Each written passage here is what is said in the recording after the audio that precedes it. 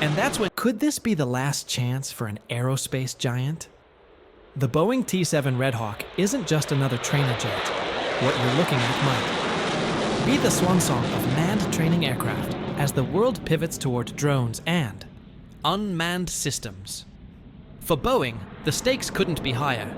This might be their final shot at securing a fighter airframe contract. But here's where it gets critical. The T-7 shares DNA with Sweden's JAS-39 Gripen, built in partnership with Saab. This isn't just about training pilots. It's about the survival of two aerospace giants and the future of manned fighter jets. In the next 15 minutes, we're breaking down the 7 game-changing realities about the T-7 Red Hawk, from its revolutionary design and power plant to why the Navy wants it, why it might become a fighter, and why this could be the last trainer the Air Force ever flies with a human at the controls. We're cleared for takeoff. Here we go. The $9.2 billion bet that beat Lockheed and Leonardo. The US Air Force didn't just pick the T-7. They committed $9.2 billion for over 300 aircraft, 46 simulators, and full support infrastructure. The Red Hawk crushed competitors from Lockheed Martin and Leonardo in the TX program. For the Air Force procurement officer reviewing those bids, this wasn't just about specs on paper. It was about trusting Boeing and Saab to deliver the bridge between legacy trainers and fifth-generation warfare.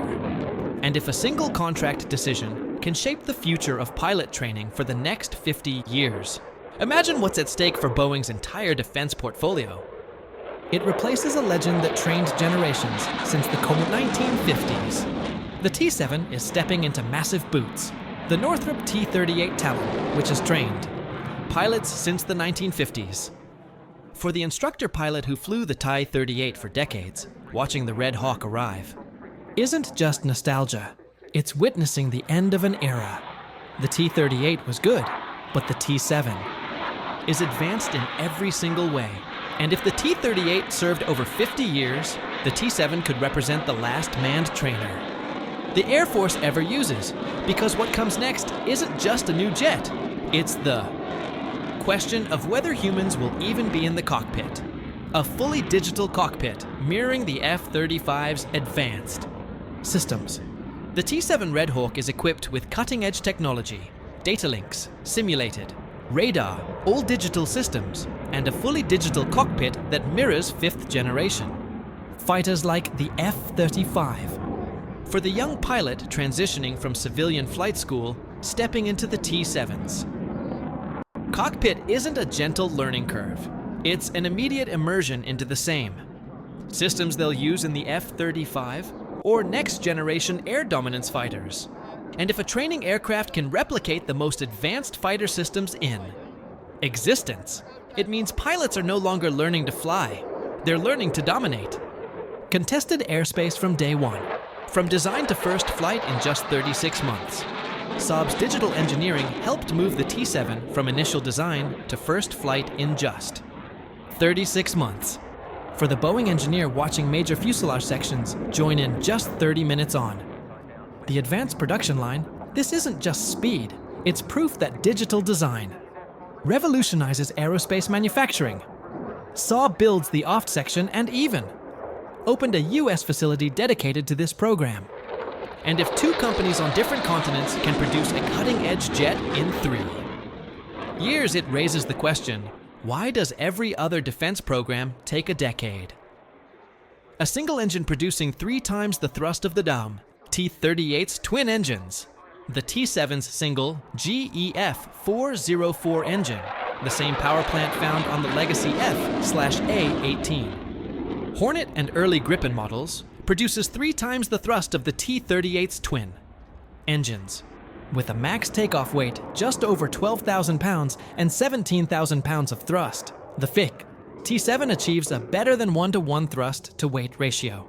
For the test pilot pushing the T-7 through high G and high angle of attack maneuvers, that thrust to weight ratio isn't just a number. It's the difference between a docile trainer and an aircraft that performs like a fighter. And if a training jet can outperform jets that were frontline fighters a generation ago, what does that say about the pilots it's preparing? The export fighter variant. The F-7 that could challenge. The F-16.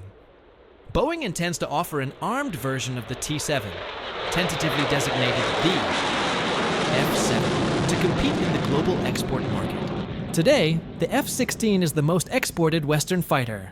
But as global fleets age, nations will look for replacements. Some nations still operate Northrop F-5s, and the Boeing T-7 could be a suitable replacement.